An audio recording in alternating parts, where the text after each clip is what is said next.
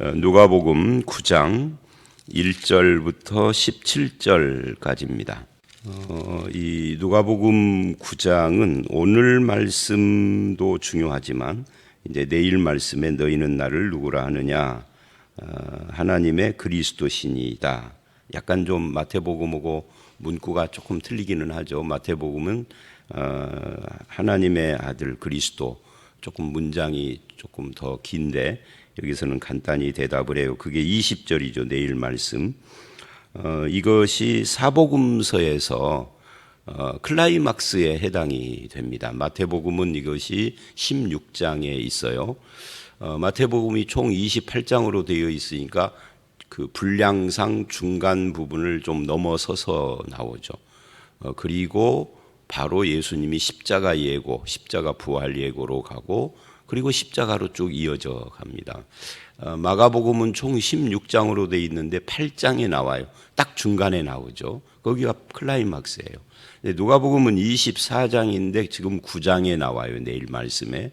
그러니까 누가복음은 조금 중간보다 앞쪽으로 치우쳤죠.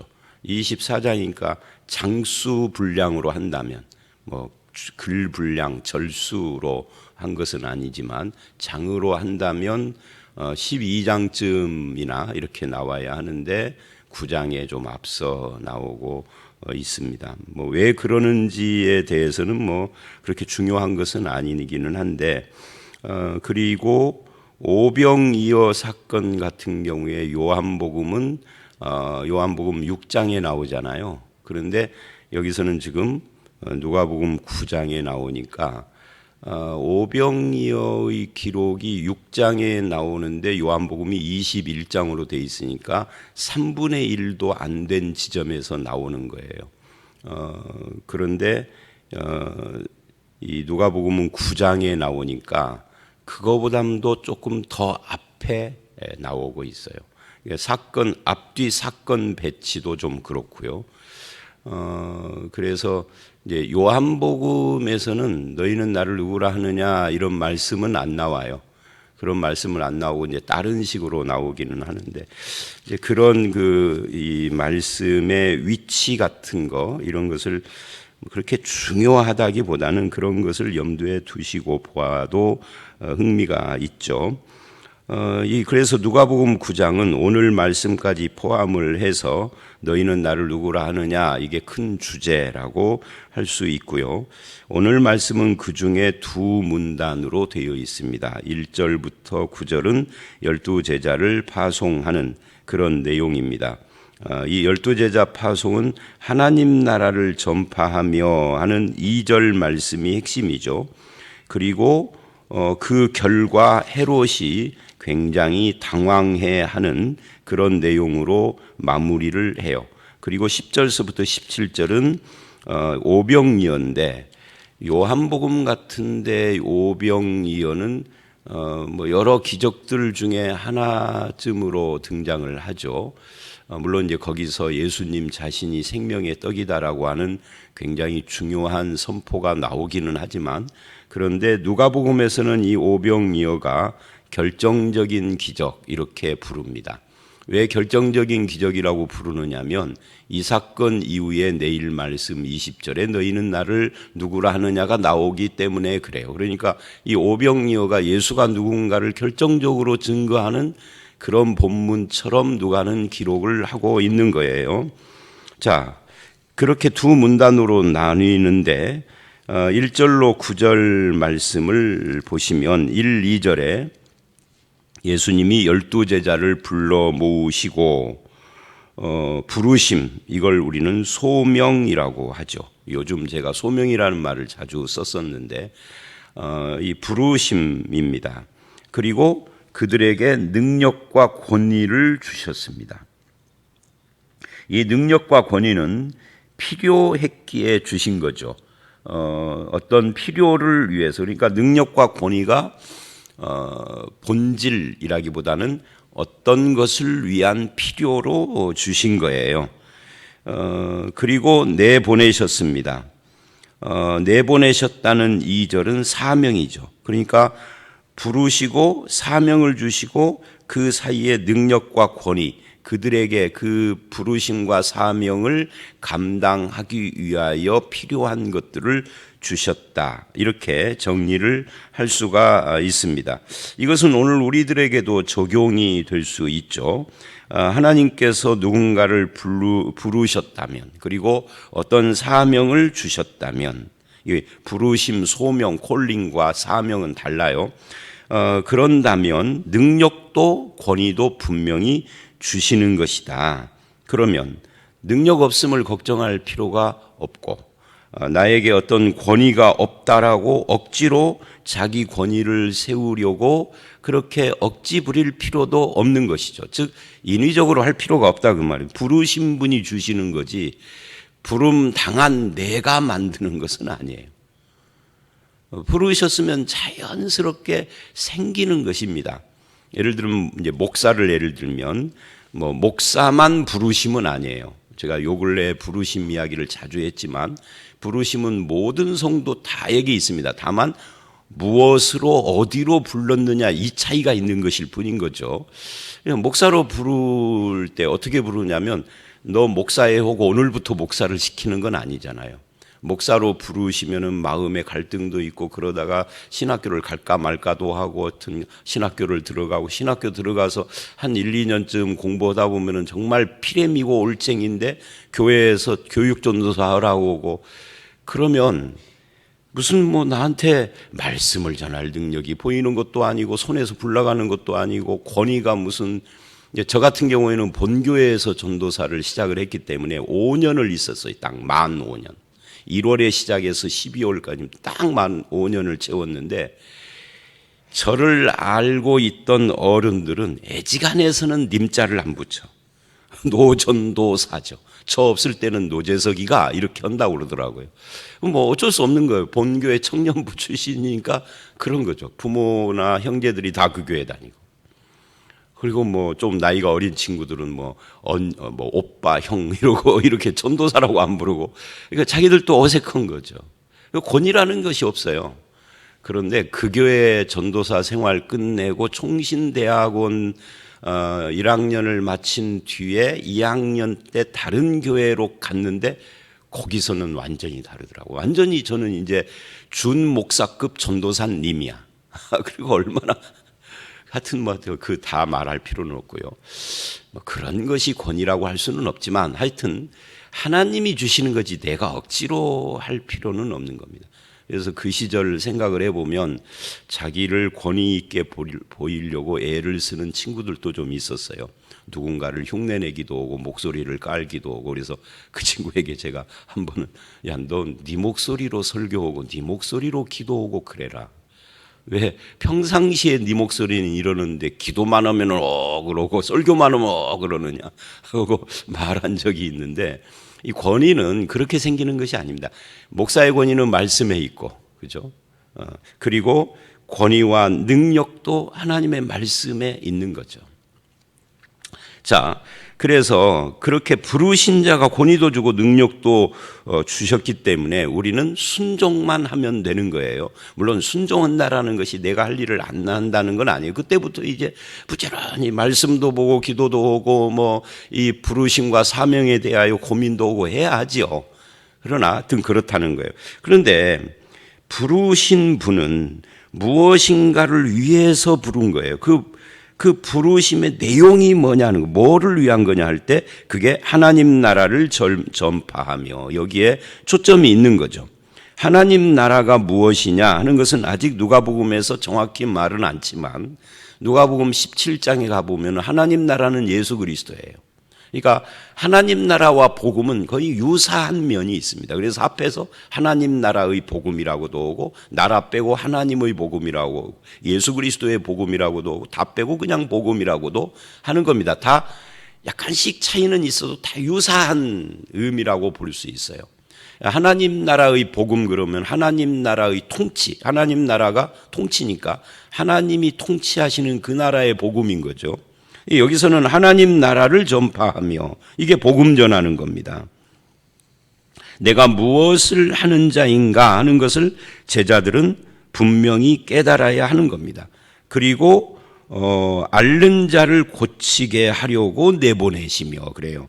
이 병든 자를 고치는 것은 일종의 서브 사역에 해당이 되는 겁니다. 하나님 나라가 도래했다 하는 것을 가시적으로 보여주는 어떤 사역 또는 사건들이 일어나는데 그것이 주로 병든 자가 고쳐지고 예수님의 경우에 귀신이 쫓겨나가고 하는 것으로 하나님 나라가 임한 걸 보여주는 거죠. 서브 사역이에요. 자, 그것을 위하여서 보내시는데 3절서부터는 이제 보냄 받은 자의 태도에 대한 이야기를 합니다. 그것이 6절까지 계속 쭉 이어지죠.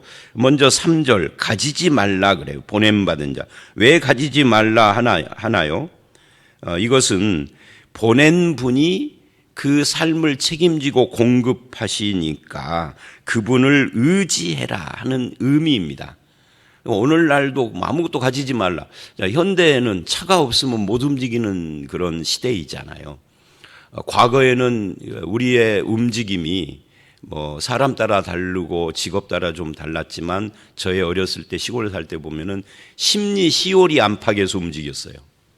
심리나 시오리를 벗어나면 차로 다니든지 뭔가 수단이 있어야 되는데 20리, 30리까지는 못 가는데 거의 가려면 자고 와야 돼. 30리를 가려면. 그러는데 못 가는 거죠. 이제 자려고 준비하고 가든지 무슨 지나가는 차를 타든 하루에 2번인가 밖에 안 다니는 버스를 타고 가든 하여튼 해야 하는 거예요. 그러니까 제가 지금 생각해보면 사람이 20리 안팎에서 놀았던 것 같아요. 20리는 좀 멀어. 시오리 정도. 왜 제가 시오리라고 하느냐면 우리 친구들이 시오리 되는 데서부터 학교 오는 친구도 있었으니까. 그런 애들은 학교 오는데 1시간 반씩 오는 거죠. 근데 그게 오늘날 10리나 시오리는 웃기는 거리예요. 자동차로 가면은 그냥 2, 3분이면 가고 5분이면 가는 거리인데 그래서 오늘날은 차가 없으면 못 사는 그런 시대가 돼버렸어요.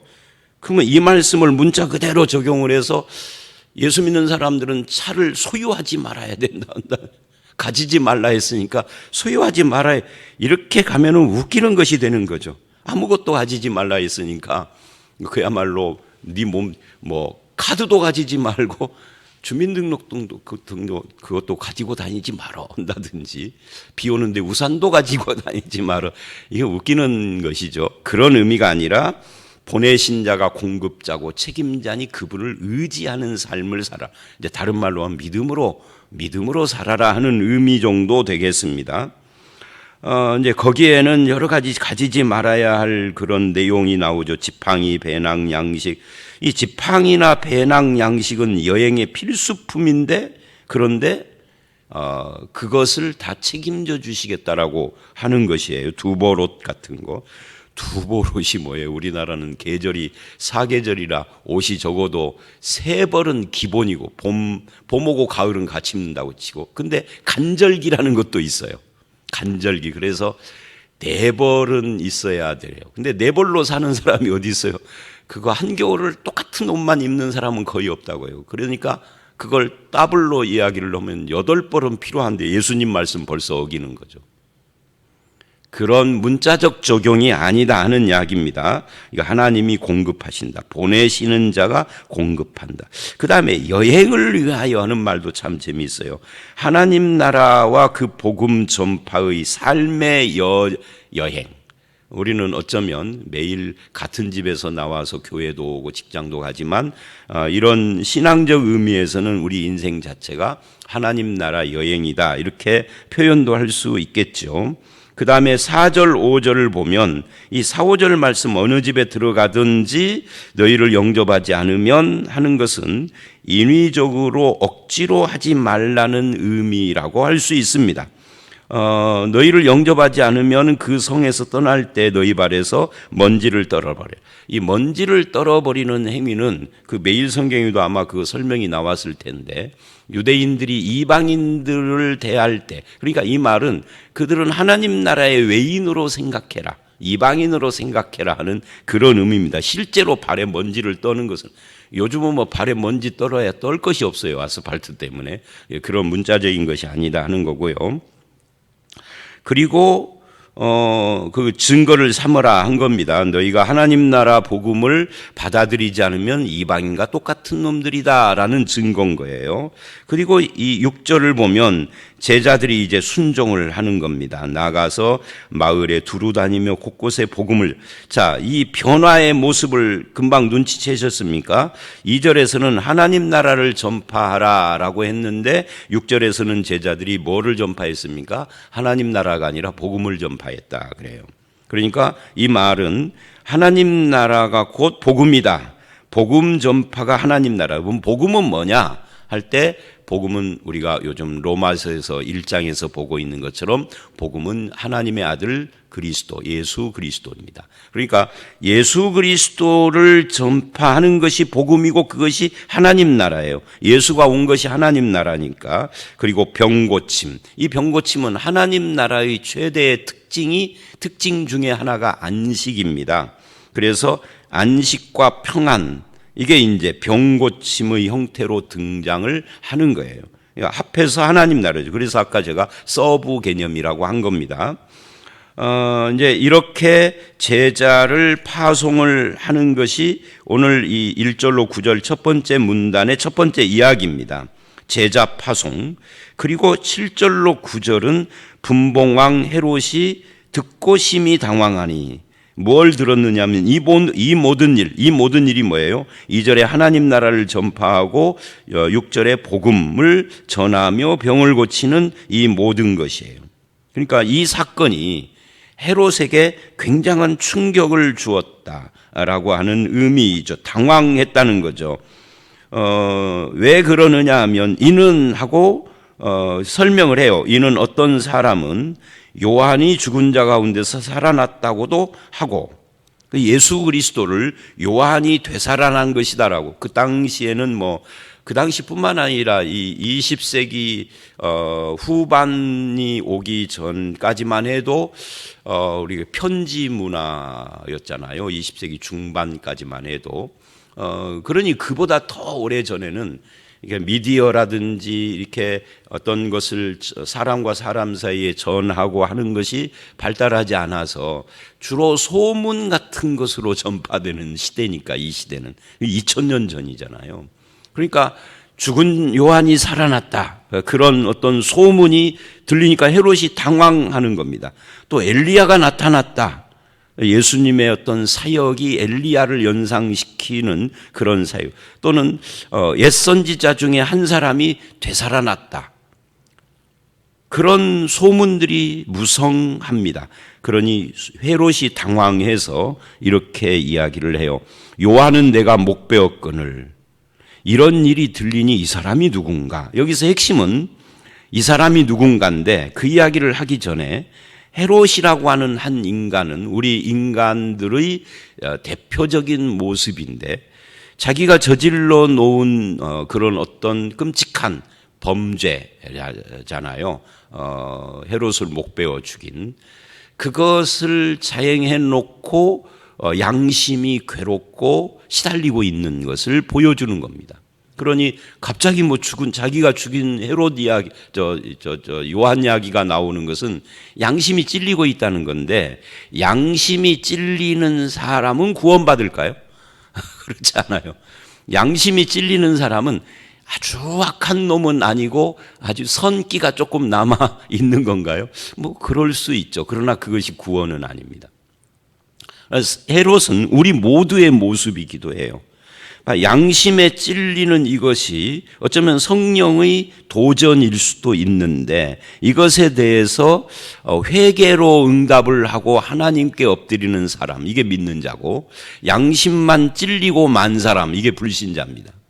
근데 양심이 찔리는 것은 특징이 있어요. 우리가 다 경험한 것처럼 양심을 계속 찔리다 보면 찔린 자국이 무디어져서 나중에는 안 찔리게 돼요. 그래서 편안해지죠.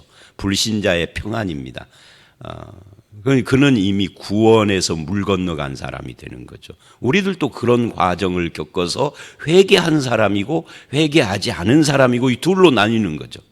죄가 없는 것이 아니라 헤롯은 그런 인간의 전형적인 모습을 보여주는 거예요. 이게 제자들이 행한 일, 예수님이 시켜서 부르셔서 행한 일이 헤롯이라는 사람에게 양심의 자극을 주었다. 헤롯만 그랬겠는가? 그 당시 사람들이 다 예수님의 사역에 양심이 찔리고 하나님에 대해서 다시 생각하는 계기가 되고 했겠죠. 그리고 이제 이 사람이 누군가, 이게 이 누가가 하고 싶은 말의 핵심입니다. 이 사람이 누군가. 헤롯의 입을 통해서 이 말을 한 거예요. 마태나 마가복음에는 이 헤롯의 입을 통하여서라기보다는 일반적인 사람들의 의견을 묻는 형식으로 마태복음 16장이나 마가복음 8장에 나와요. 근데 여기서는 헤롯이 이 말을 하는 것으로 등장을 해요. 이 사람이 누군가를 독자들에게 묻는 거죠. 우리들에게. 너희는 이 사람을 누구라고 생각하느냐? 너의 고백을 해봐라 하는 거죠. 이 고백을 어떻게 하느냐에 따라서 그게 구원받은 사람이냐 아니냐가 달라지는 겁니다. 이 사람을 죽은 요한이 살아났거나 선지자 엘리야가 살아난 것으로 그렇게 소문으로 말하는 헤롯, 또는 그렇게 듣고 판단하는 헤롯, 우리는 그분이 나의 주, 나의 하나님이다라고 고백을 하는 거죠. 그리스도라고. 그 차이가 나는 거예요. 여러분은 그 다음 말씀 가기 전에 이 사람, 즉 예수 그리스도를 누구라고 생각하는, 우리의 대답, 성경의 대답은 예수가 그리스도다. 우리는 그냥 예수 그리스도 붙여서지만 초대교회의 대답은 그거예요. 예수가 그리스도시다. 그리스도라는 말에는 기름 부음 받은 자, 메시아, 하나님의 아들, 우리의 구세주라는 의미가 다 포함되어 있는 거죠. 그 고백 때문에 순교하고 그것을 전파하기 위하여 여행하고 그랬던 거예요. 우리는 그냥 예수 그리스도 이렇게 고백을 하죠. 이렇게 붙여서니. 그러니까 오늘날 우리가 붙여버리는 이것이 좀 단점도 있어요. 그것이 고백인 줄 몰라 사람들이. 예수 그리스도가 그냥 이름이라고 생각해. 사실은 예수 그리스도라는 말은 고백이에요. 예수가 나의 그리스도시다 하는 고백입니다. 여러분도 그 고백을 하셔야 됩니다. 그럼 그리스도가 뭐냐 이것도 알아야 되고요. 오늘은 거기까지 다 아실 테니까 선지자 왕 제사장의 그 성취 완성, 옛 언약의 성취 이런 것을 의미합니다. 자, 그리고 이제 이 사람이 누구냐 하는 이 질문을 띄워놓고 오병이어가 나오는 겁니다. 오병이어 사건은 우리가 너무 잘 알죠. 10절부터 11절을 보시면 이제 사도들이 돌아와 자기들이 행한 것을 예수께 여쭈니 그래요.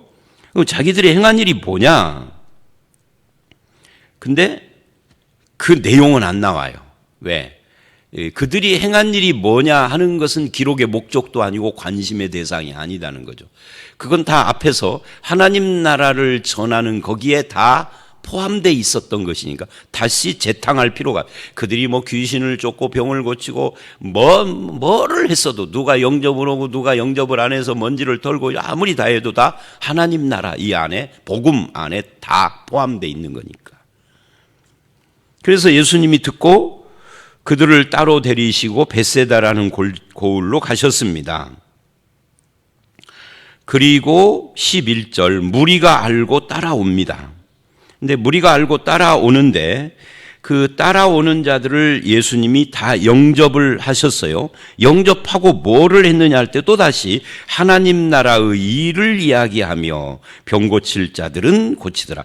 병 고칠 자들은 할 때 이 병 고칠 자들을 그것이 필요한 자들. 그 필요 없는 자들은 그거는 해당이 안 되는 거니까 하나님 나라와 그 일은 모두에게 해당되는 거고 병 고칠 자들은 필요한 자들에게만 해당되는, 그래서 보편적인 것은 아닌 거죠. 하나님 나라 이게 핵심이라는 것을 또다시 여기서 우리는 알 수가 있습니다. 하나님 나라는 죄와 흑암의 권세에서 해방되어 하나님의 아들의 통치 아래 들어가게 하는, 또는 다른 말로 하면 세상 나라와 사탄의 지배에서 해방해서 그 신음과 고통의 노예된 사람들을 해방시켜서 그래서 하나님의 안식의 나라, 사랑의 나라 속에 받아들이는 이제 그것의 대표적인 상징 중에 하나가 병고침, 귀신 쫓음 이런 것들이다 하는 것을 또 알 수가 있어요.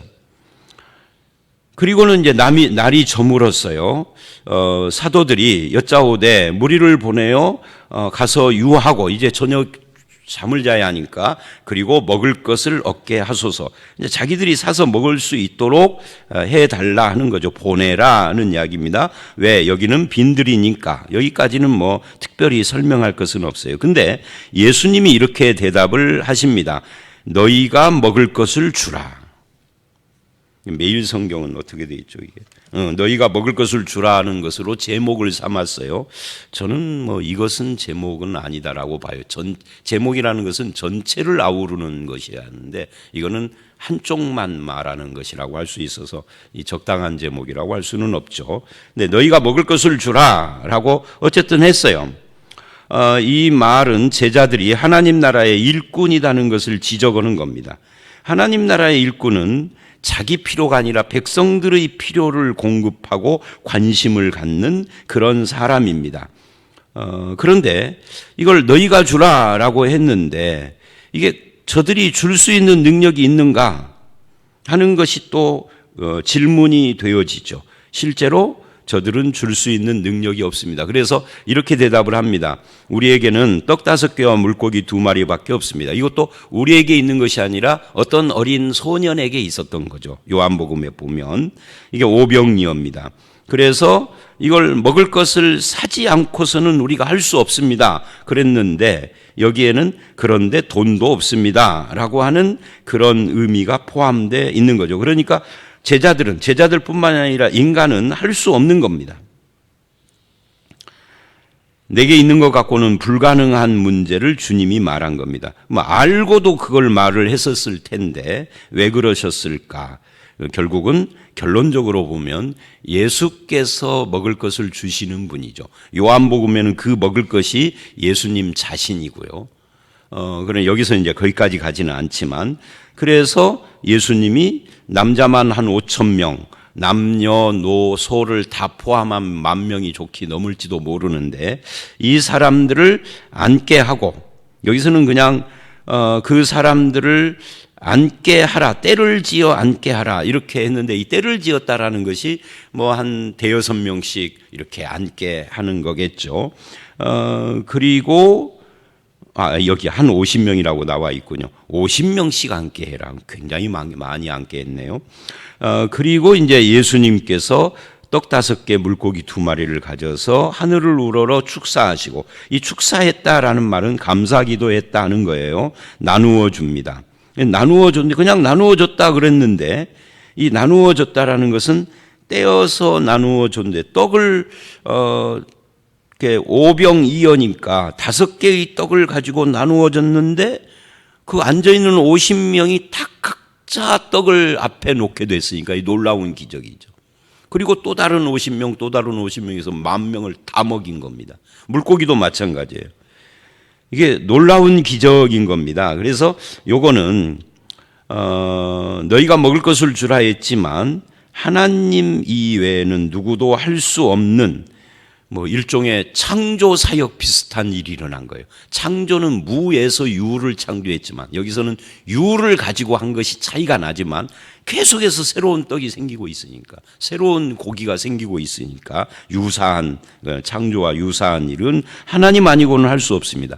그러니까 제가 늘 이런 거 이야기할 때 자주 하는 말인데 오늘날도 우리가 예수님처럼 그런 기적을 받아서 할 수 있다고 하는 분들의 이 맹점 중에 하나가 뭐냐면 병고침 같은 눈에 안 보이는 것은 해요. 한다라는 말은 실제로 고쳤는지 어쨌는지 모르지만 한다 그 말이 자기들이 한다는 거죠. 그리고 마음이 나았다 뭐가 어쨌다 옛날에 그 포천의 할렐루야 기도원 김계화 씨도 그러고요. 암이 나았다 그러면 뭐가 긁어져 가지고 뭐가 덩어리가 쏟아져 나오니까 나았다. 실제로 난 사람도 있어요. 그런데 대부분은 병원에 가보면 안 나은 거예요. 그러니까 우리 교회는 나은 분이 있었어요. 지금은 돌아가셨지만 유영희 권사님 거기 가톨릭 신자였는데 거기서 그렇게 고침을 받고 개신교로 이렇게 그 종교를 바꾸신 케이스에 속해요. 그런 케이스도 있어요. 근데 예수 그리스도가 하신 대로 우리도 한다라고 말하면 안 되는 거예요. 왜냐하면 그러려면 눈에 이렇게 확인이 안 되는 병고침 같은 것을 할 것이 아니라, 또 귀신을 쫓는다고 그러지만 확인이 안 돼요. 그거는 확인이 안 되는 일들을 한다는 거예요. 물 위도 걸어봐야 되고, 폭풍도 잠잠케 봐야 되고, 그리고 오병이어처럼 막, 요즘 우리는 떡으로 주식을 안 삼으니까 밥 한 그릇 가지고 전 교인을 먹여보고 이런 일도 해봐야 돼요. 그래야 예수님처럼 하는 거지. 만약에 그걸 못한다면 예수님처럼 우리도 능력 행한다는 말 자체를 안 하셔야 돼. 겸손하셔야 돼. 우리가 하는 것도 아니고 주께서 나를 통해서 누군가의 병을 고쳐주시겠죠. 제가 얼마 전에도 코로나로 교회를 못 오는데 그 연세 드신 두 분이 저를 찾아왔어요. 그래서 교회에서 기도해 줬는데, 그분이 왜 저를 찾아오셨냐면, 이 설교도 들으실지도 모르겠는데, 우리 교회 친하신 어떤 또 연세 드신 분이 노재성 목사에게 기도받고 자기가 병이 고쳐졌다고, 그래서 자신도 좀 고침받고자, 그래서 한 2번 정도 저한테 어떻게 되는지 그 다음 안 물어봐서 모르겠어요. 근데 저는 제가 병 고치는 능력이나 은사가 있다고 전혀 생각 않거든요. 하나님이 하신 거죠. 하나님이 하셨는데 어떤 때는 안 하실 수도 있고 하실 수도 있고, 저에게 능력이 있는 건 아니에요. 주께서 쓰시면 하시는 거고, 아니면 안 하고, 본질은 그건 아니에요. 하나님 나라 복음이 본질인 거예요.